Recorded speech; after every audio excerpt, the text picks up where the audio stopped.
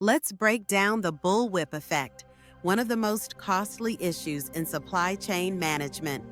A small change in customer demand causes massive swings in inventory and production decisions as we move upstream. Imagine this: a customer buys one extra cereal box. The retailer, noticing this uptick, orders 3 more. The wholesaler sees that and orders 7.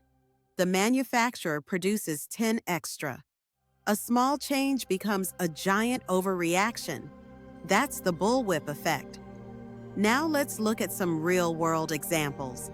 During COVID-19, toilet paper flew off the shelves.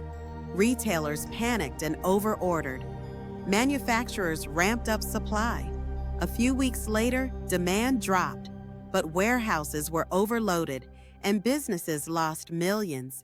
In the fashion industry, a viral TikTok trend can make a product skyrocket in popularity.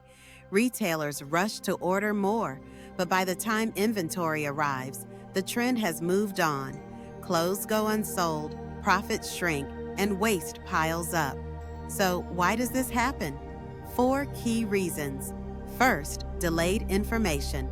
Orders take time to travel up the chain. Second, forecasting errors. Many rely on guesswork, not real-time data. Third, safety stock. Everyone builds extra inventory just in case. And fourth, poor communication. No one shares actual customer demand data. Let's talk consequences. Too much inventory, overstocking, lost sales, wasted money, factory slowdowns, or worse, layoffs and shutdowns. How do we prevent this? 1. Share real-time sales data across the supply chain. 2. Use AI-driven forecasting tools that predict demand accurately. 3. Make smaller, more frequent orders to reduce batching. 4. Build trust and collaborate closely with suppliers. When companies work together and act on real data, not assumptions, they avoid chaos.